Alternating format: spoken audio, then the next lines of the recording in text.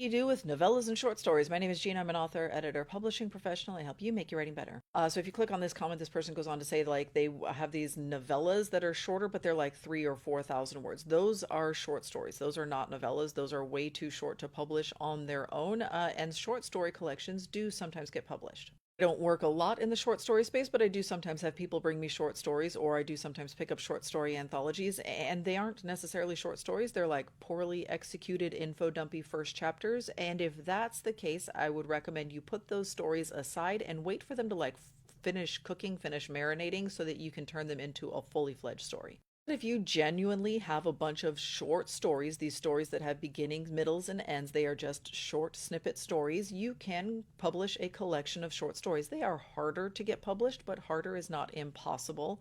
And they do need to be linked together thematically somehow. They need to be linked together by genre, by the world they are in, by a common theme running through them. There needs to be something holding them together for it to feel like a collection of short stories.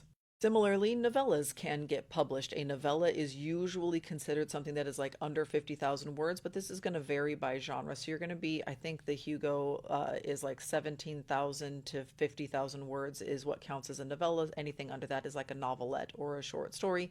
So novellas can get published. They are more popular in certain genres. Science fiction and fantasy tends to like novellas a little bit better. They sometimes will be published as companion novels to a larger series, but they are more difficult to get published. But difficult, again, is not impossible.